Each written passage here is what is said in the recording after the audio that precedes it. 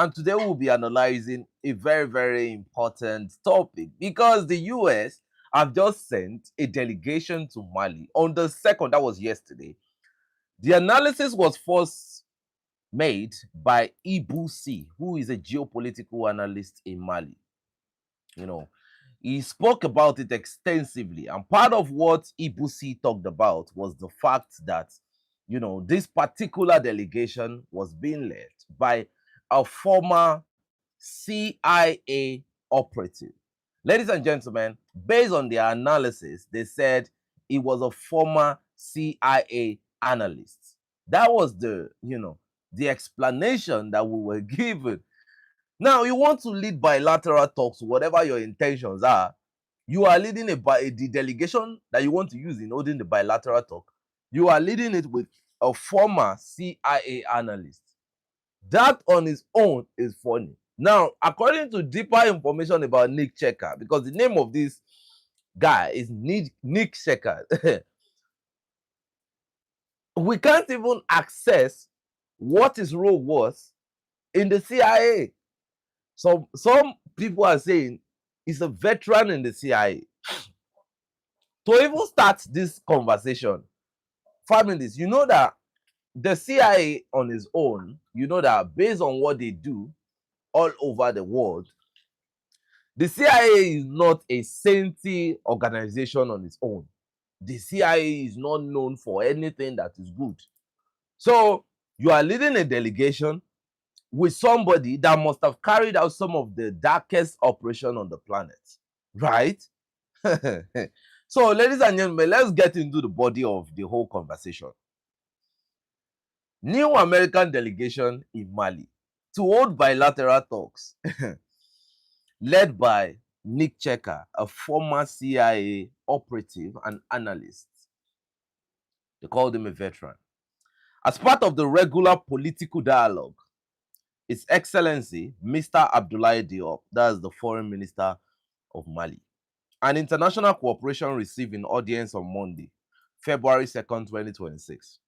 Mr. Nick Checker, a senior official at the Bureau of African Affairs of the U.S. State Department, in the presence of the United States Ambassador to Mali. The discussion focused on the prospect of relaunching. That means all the delegation they've been sending all the way. Wa alaikum salam wa barakatuh. Welcome to the house. Welcome to the building. I'm Mr. All Religion. Don't worry. According to them, they said the discussion focused on the prospect of relaunching bilateral cooperation in areas of common interests. I think they were in Mali some days ago. Like, was it Mali or Niger? They've been around. And the thing is, when you pay visit to any of these states, right, you are paying visit to all of them. I can't really wrap my head around the amount of fuel. Well, after the Venezuelan Colombia attack, the fuel, they have enough fuel to fly around the world 10 times a week, and 3 times on Sunday. But now let's go. They said the discussion focused on the prospect of relaunching bilateral cooperation in areas of common interest, particularly sub-regional and national issues related to the fight against terrorism, as well as the promotion of economic and trade exchange within the framework of a win-win partnership. That I don't even agree with. You see, this whole conversation of win-win partnership is not an American foreign, it's not part of the American foreign interest. They don't work like that. Win-win partnership is not a language they understand. Furthermore, they said the American diplomat on behalf of the highest authorities of his country reaffirmed the United States respect for Mali's sovereignty and the willingness of the US administration to revitalize bilateral cooperation with Mali on new foundations marked by mutual respect without any form of interference. Now, these people are saying something and I want us to analyze critically. They said they want to reaffirm, right, the United States' respect for Mali's sovereignty and the willingness of the United States administration to revitalize their bilateral cooperation with Mali on new foundations marked by mutual respect and without any form of interference. So the question you will ask is, what is the deal? You see, you hear Donald Trump talking about deal. Come and sign a deal. What is the deal? If you tell us that you respect people, you won't invade Venezuela. If you respect people's sovereignty, you won't be at the Persian Gulf trying to launch a war against Iran. If you respect people's sovereignty, you won't be trying to put some sort of economic blockade on Cuba. Like, look, Africa has gone. See, before Africa used to be distracted, most especially African youths. We are smart people, right? But we used to be distracted by a lot of things, like football, like all those things. You know, like they said, the old saying, give them circles and they will be completely distracted, right? But now Africans are like, we are there right now. We are there in the midst of this whole conversation, and we understand what is going on. So if you are telling us that you are working under your new framework of operation is, to have a bilateral talk under, the framework of mutual respect, have this, have that, and Iran is about to be creased by your men, right? You are sending this big armada to Iran. So the $1 billion question is, where is that respect for sovereignty with regards to Iran? Where was that regard for sovereignty with respect to Venezuela? Where is that regard for sovereignty with Canada, with Cuba, probably with Brazil? Lula da Silva, they've been trying to remove Lula da Silva forever. They've been trying to install Bolsonaro. So the thing is, they always want somebody that will be a puppet. You know what I'm saying? No, my brother, why the AS will meet the European delegation? Now, let me tell you this, right? Assimi Goita did not meet them. So the foreign diplomats, that's the job of the foreign minister, to meet delegations. If you travel to Mali today and you say you want to see the Malian authority, it's the foreign diplomat that will meet you, even as a citizen, right? If luck shines on you and you want to see the Malian authority, you will definitely speak with Abdullah Diop. So anybody can pay visit to anywhere to have a conversation, bilateral conversation or whatsoever. I think that's still the level that Africa is right now. The build-up is gradual; they will get there, right? But envoys, ambassadors, diplomats, there are people that come in peace, okay? They send a message. It's like an emissary, okay? They send message. And there's this saying on the street that don't touch the messenger, okay? So they are carrying a message on behalf of the US administration. So that's what we are discussing now. But your messenger, based on our own research, is not just a messenger, it's a former US CIA operative. Now, the reason why we don't know what his critical role, used to be when he was an active CIA operative is because when you are an active CIA operative, right, you are always a covert operative. You cannot be put out in the open like that. That is why, but for information to be on public domain that he was a veteran in the CIA, it means this man right here. You see, when I watch YouTube and I look at people like Colonel something Daniel Davis, you hear former CIA this, former CIA that, and they're talking against the US administration. I nod my head. Who are these people trying to play around with? They are still working for the same interest covertly, or they are still doing the same thing. The same thing, just trying to mentally twist people. I'm telling you, they are still power projecting. Don't you for one day think that these people, they are speaking against the interest of the United States? It's like the US carrying out a bombing mission somewhere, and you have some of their citizens coming out to say, oh, And they will tell you they are not supposed to do it. Donald Trump is not supposed to do it and all of that. As if Donald Trump is the one calling for the bombing mission. As if it's not the deep state that is calling for that bombing mission. So as if the US has not told on themselves forever. It's a way of projecting power that, look, we can come at you in the official way, we can come at you unofficially. So when you get to that point where you understand these different tactics, right? If they were really speaking against the US administration, the views will not go through the roof like that. It is because they are speaking on behalf of the same administration, but in a different way. The manipulative technique has gone beyond the roof at this point. But when you understand it, you know the trick. So families.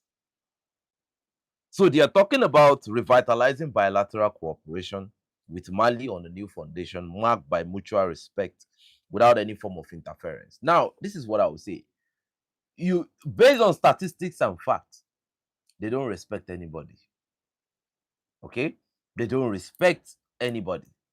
No such thing as a former CIA agent. Thank you very much. An agent is an agent forever. An active agent, once an active agent, is a CIA agent forever. You are already an asset. They can choose to activate you wherever they want to activate you. How do you see? Look, I have a feeling that the reason why so much delegation is coming is because they don't have proper eyes on the ground. They don't know too much about what is going on the ground.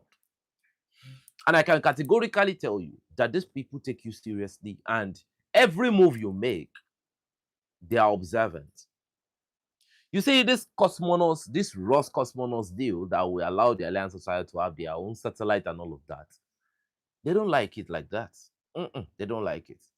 They want you to be subservient. They want you to be dependent. They want to tell you that you cannot survive without them. You heard Donald Trump's comment at the Davos, right? When he said, without America, a lot of people will be speaking a little bit of German and they will be speaking a little bit of Japanese, right? This is what they want. You see the way they talk about the Somalis forever. That is what they want. So let me wrap it up. Minister Diop welcomed this new American delegation and stressed that the American approach,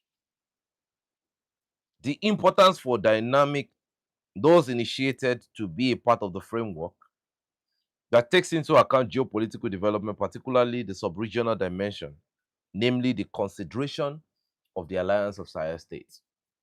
So what they are saying now is that whatever they want to do, it has to be under the framework of the Alliance of Sahel states. This visitation should not be like, okay, I paid a visit to Mali. Look, let me tell you something here. I was watching a Malian analytic program yesterday, and they were saying that right now they are playing chess with all those foreign diplomats, all the foreign nations trying to pay a visit to Mali and all of that. We know they are coming for their own interests. And we as Africans need to protect our interests. If we are talking about sovereignty, we are not talking about sovereignty because we love the way the sound sovereignty, it's not like we love the way it looks to the hair. No, we don't. We are talking sovereignty because we understand what sovereignty means. So this old delegation they are sending now, we know that they are trying to, get more. But the question is, are some people not tired of taking from other people? So they are talking about the aspect of security. That's what they continue to talk about. The question is, they cannot still believe how you in the AES, they can't understand why you are still standing without begging for help. Because it's not supposed to be that way. You see the level of sophistication when it comes to the equipment and the capabilities of the terrorists. You ask yourself, how come? But now they cannot believe that the Malians and the collective AES alliance, they are making sure that the terrorists is being stopped in their track. So that was why you saw that recently an American, firepower organization said now Mali should be second to Nigeria in the whole West Africa. And when it comes to the Francophone bloc of West Africa, they are number one. Look, they are not just saying these things. I'm so sorry. Allegedly, probably they know the capability of the enemy, and they know they based on their assessment on what type of capability the enemy have access to. And they are looking at this side out. Why have you not crumbled? I'm telling you. So seeing all these assessments, right, and not being able to have proper eyes on the ground. And let me tell you the most painful aspect of this, right? Do you know that yes, probably sometimes last week, new batch of equipment just entered Mali. About 6 Bayraktar, I think no, about 4 Bayraktar Akinci drone. Bayraktar Akinci is the most expensive of all of them. But the MQ Reaper is, I think the MQ Reaper is more expensive because it's American. And being more expensive does not mean being more effective. I hope you all know that by now. So, so the thing is, I think the military industrial complex of the United States cannot afford to sit back and watch so much capability come into Mali, right? And they are not a part of that business. You see, new batch of equipment continue to pour into Mali, Burkina Faso, and Niger. Burkina Faso, as of yesterday, just bought thousands of motorcycles for their gendarmes to uphold the urban territorial sovereignty. So they are looking at all these things. They are seeing the development. And this development is coming with a lot of shipment of equipment. So to some who belong to the European bloc, they believe like this is some way that the Sahel is using to prop the Russian, war machine. But no, it's no longer the war machine now. Most of this thing is coming from China. Did you see the number of multiple rocket-propelled grenade launcher that Burkina Faso brought in yesterday? I counted more than 15. You know, these things are not cheap. So the thing is, how where this we are talking about a global economic meltdown. Those people are just they are misbehaving with this. They are misbehaving with their, they have the money, is their birthright. They have the real money. So let them explore the way they want. And it's not like they are stealing the money. It's not like somebody is buying their iPhone for corn. They are getting their people what will secure the life of their people. Enough loss on this side. Now, if you look at this message of the AES, right, that this bilateral talk that they're talking about, it must be in the framework of the Alliance of Sahel States. Now, at that point, that's a checkmate. That is a very huge statement right there. That look, you came to visit Mali, but in the framework of our geostrategy, when it comes to this regional bloc, you can't see one person. That is what they are saying now. When you see us, we can't give you a straight ahead answer. We can't bring you in to Mali without consulting the interest and the opinion of the 2 other states. Injury to one is injury to all. Mistake on one side is mistake to the rest. So see, this is a big calculus right here, that we will not take this decision unilaterally. We will have to seek the consent of others. And you already know the stance of the Nigerians. That I can bet anything on that the Nigerians is an outright no. From the Nigerian end is an outright no. From Burkina Faso, I don't know, but from Nigeria is an outright no. Nigerians those guys don't have anything called mercy in their face. They don't. So that's the Malians saying, oh, we love this delegation. Yeah, you're welcome and all of that, but we cannot unilaterally take any decision. We have to seek the consent of the others. That is how civilized people behave that are working under the framework of the same brotherhood. So now this delegation will now return and send the message back that they are expecting a reply. And probably the reply will be a beautiful reply, because they will say that after we've deliberated on it as a unified front, here is our response. So how do you counter that type of response? Because it's not one, it's a collective response from the entire AES state. So, like I said, it's not, look, there's nothing wrong in you paying a visit, but what your objective is, right? Where have you been able to achieve it? That is what we're talking about. Okay. So whatever, if they go to Niger, it's still the same answer. They were in Niger. Now that's the thing you should understand. They were in Niger.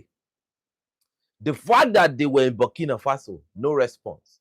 They were in Niger, no response. Now they are in Mali. It's going to probably be the same thing. Because when they were in Niger, they actually had a general conversation and they reached a general conclusion. They were in Burkina Faso, general conclusion, now they are in Mali. And they have been informed before.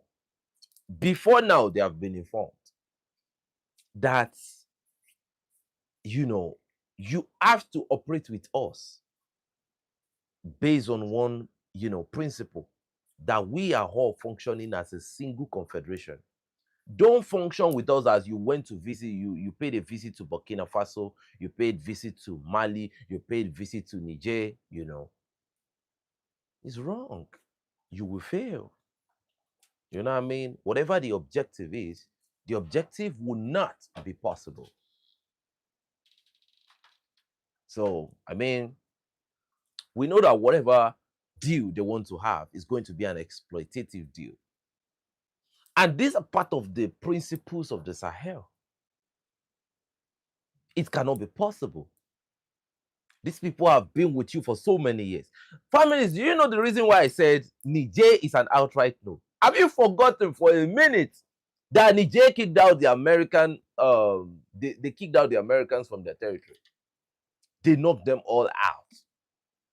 Their base, the air base in Agadez, everything. Niger packed everything up and, threw it out the window. So, as long as Niger is still part of this alliance, you will never get a yes answer from anywhere. Do you get what I'm saying? So it's always going to be the same thing. So if they want to ever have a discussion, it has to be a discussion. It has to be, I think, maybe a quadrilateral discussion where all the three states will be seated, and they will be there. You know what I love about these three states is that they have a unified thought process. Very unified. They already have a security partner. They have said it several times. So the question is, why are you always coming back? Like, what is the problem? That's the big question. What is your problem? I'm so sorry to say this, but what is it?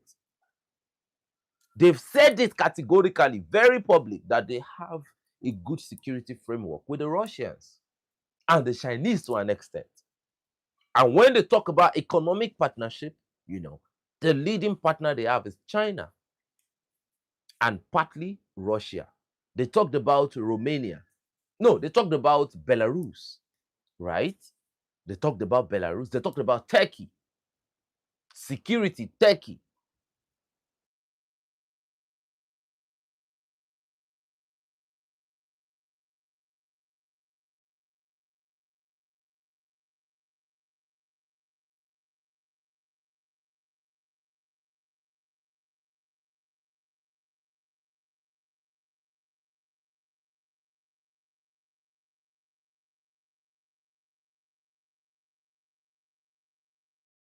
The way they start any type of no sound. Are you serious? I'm not on mute. I don't know why I'm being muted. My microphone is working very, very okay. You can hear me now. Man, this is funny. My microphone is very, very okay. Okay, hold on. Can you hear me? Can you hear me now? Man, like something is wrong. Like my microphone was perfectly fine. Like, man, this is very, very funny, honestly. It's not the first time this is happening, and it's not a problem with the microphone. Ah, man. The problem is when I speak, it's trouble. It's like you are already trying to dissuade those people even before they come out with their answer from this talk because everything is working normally. I don't know. So 5 minutes, let's move on. Nobody can stop us. So yeah. let me say something else, right? Yesterday there was a serious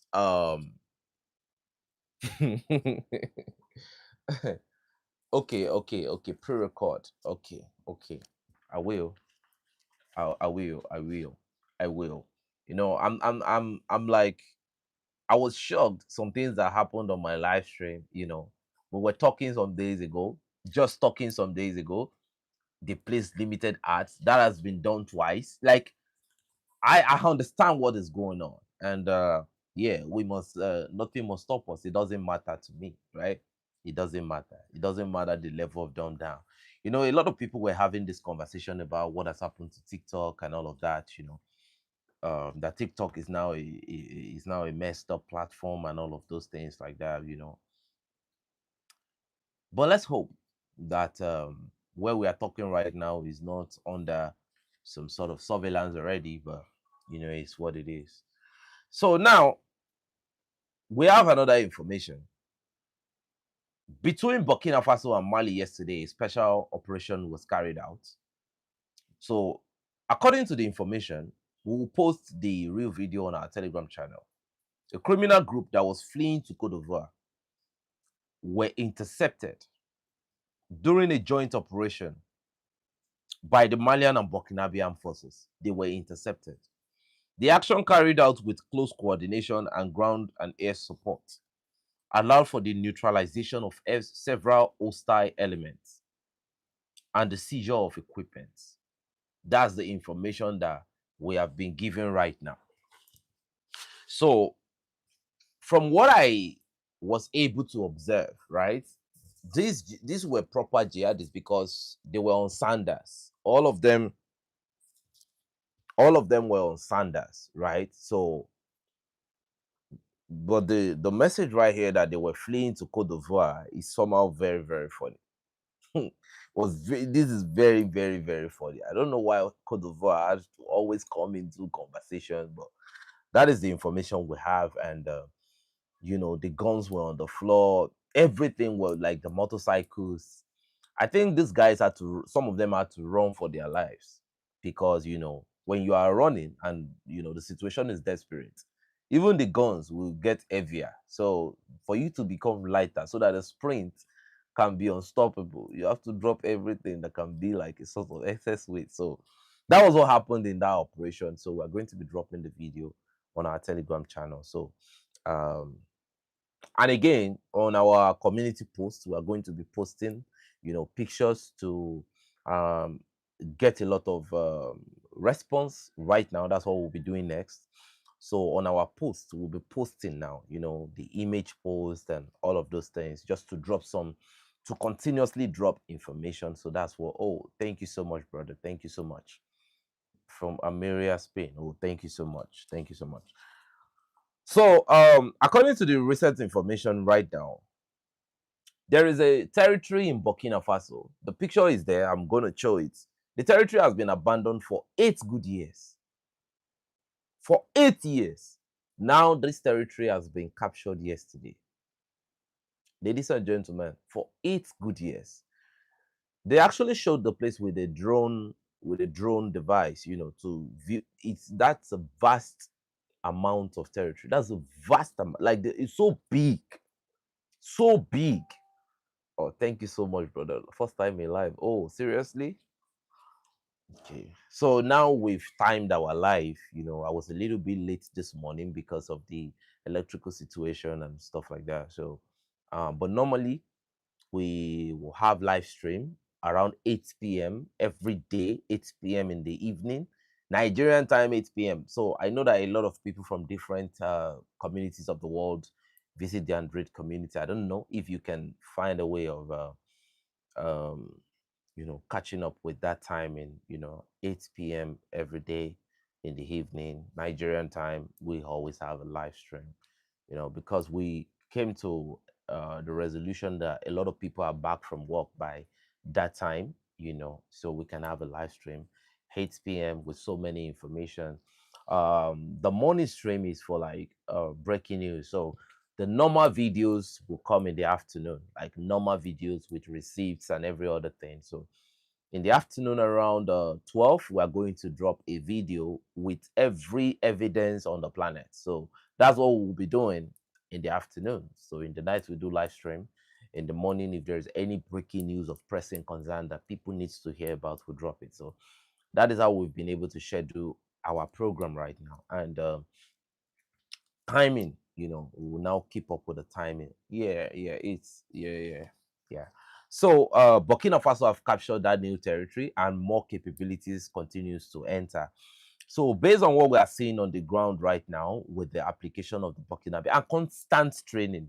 Now, this is the most important thing. The important thing here right now is that we are seeing result on the ground, but a lot of people are not looking at the work that is being done, behind the scene. um Sometimes ago, the Nigerian forces were in Turkey to train. They were in Turkey to train on hybrid warfare. Again, the Burkinabe troops have been going for different training, both abroad. They've been going for training in China, they've been going for training in Russia, and training on different sides. And we are seeing the result on the line of contact, which is very, very beautiful. Now, the reason why there is a vast improvement in the success rate on the line of contact right now,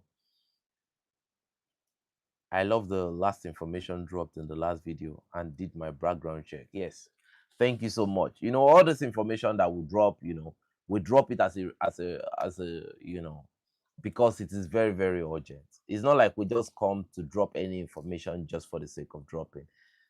Oh, you are from Guinea Bissau. Welcome, brother. Welcome. Salute. Welcome to the building. I'm so happy when I realized that a lot of people that are in the Android community, they are from different places.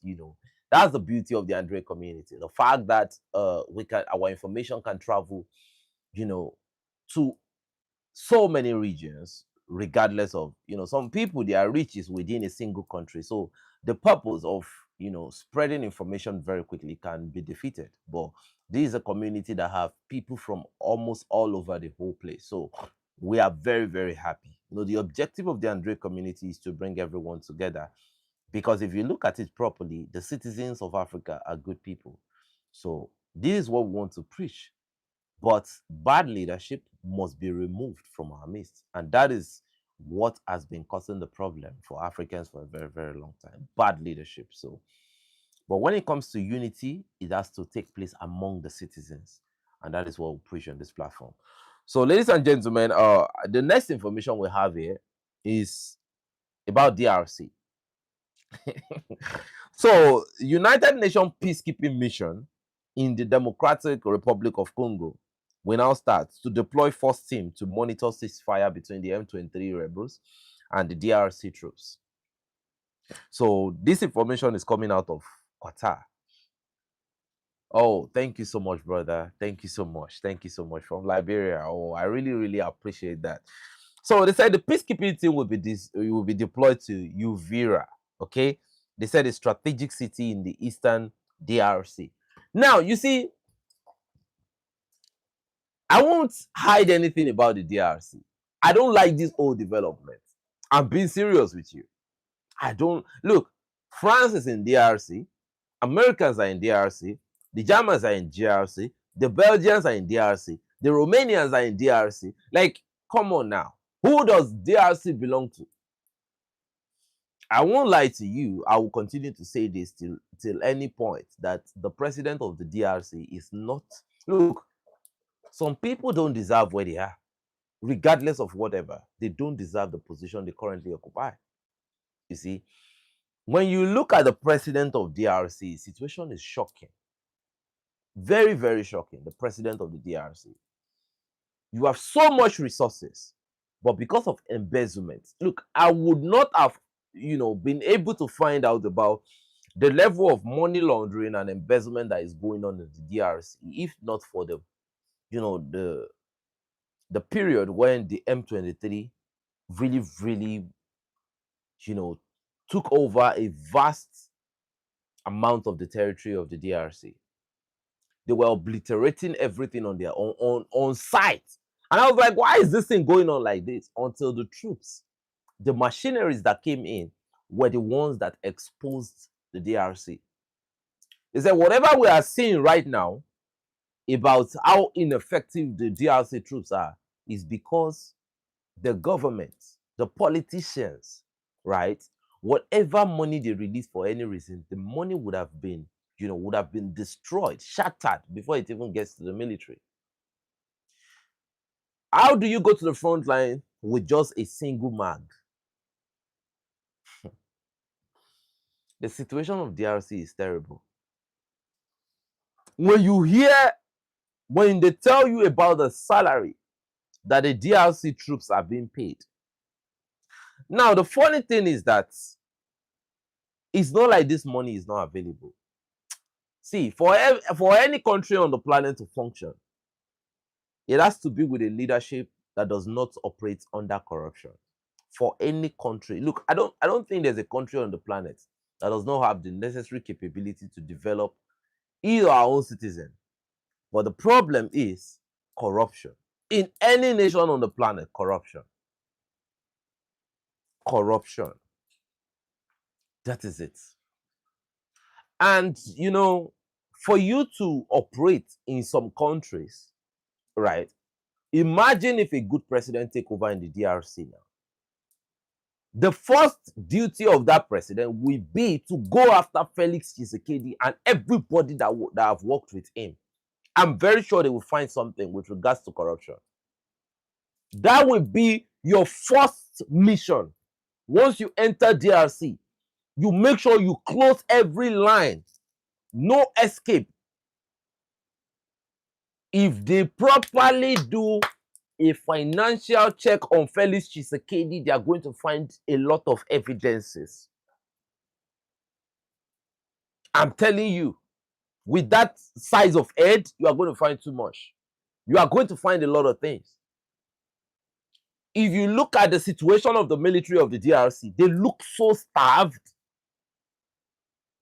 The way they go, they deploy, you look at them, at these soldiers, they were being captured like kids by the M23. The M23 is a rebel militia. They were so strong. The way they were operating, when it comes to the way the M23 were checkmating the DRC troops, their generals were working with hand sticks. They were working with, walking sticks. They were giving orders. So it's so unfortunate. Very, very unfortunate. So this whole thing of, now the United Nations peacekeeping forces are now going to be in Uvira and all of that. This is Felix Tshisekedi's responsibility. It's not like, I don't even know. I don't have anything to do with whatever is going on in the DRC. It's not my man. But I can't imagine that with so much capabilities, right? You are like that. So anybody that will liberate DRC, first of all, that individual must ask the DRC people, do you people want to move forward? That's the first thing, because I think, some people have lived under bad governance to the point that being under that type of framework has become a second nature. There's a way people suffer to a certain extent that if you tell them, move out of this, they are going to be like, won't I miss this lifestyle? That terrible lifestyle. They're going to tell you, there's a possibility I might miss that lifestyle. because somehow, some way, it has been grinded into them. So when you look at what is going on, like, come on, a real president, you want to tell me that Paul Kagame will be the president of DRC today and you will still have one M23 or one foreign troop inside that country? DRC does not have a president. That is just the real thing. They don't have a leader. The first thing any good president should do in DRC is to clean it out. And cleaning it out means you have to capture this new president they have, and every other person that is working with him currently. You will definitely find something with all of them. When they were exposing these people, I was like, wow, this is the most corrupt country in Africa. DRC, nobody is coming close. The leadership of that country, Jesus Christ. So when you hear this old M23 and all of that, it's embarrassing. But again, it begs the question. When you look at the situation of some African countries, you ask yourself, is there something we can do to rescue these people? But the funny side of the whole story is that at the end of the day, when they get a good leader, you will end up seeing that some individuals are going to be the one to be used to topple that individual that is trying to rescue them. Here is the story of Lumumba. So when I look at the situation of DRC and I remember what they did to Lumumba, sometimes I tell myself, does these people really deserve something better than Tshisekedi? Do they really deserve something better than Tshisekedi?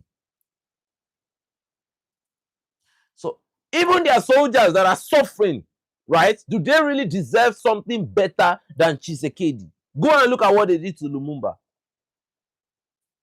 Before the people that did what they did to Lumumba, it was the DRC people first.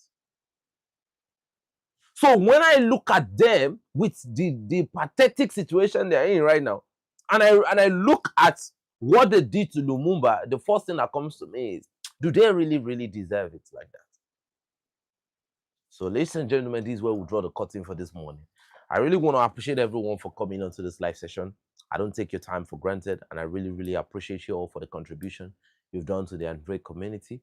I noticed that somehow, some way, there is a little bit of manipulation to whatever we do on this platform. I don't know, but I just feel like I'm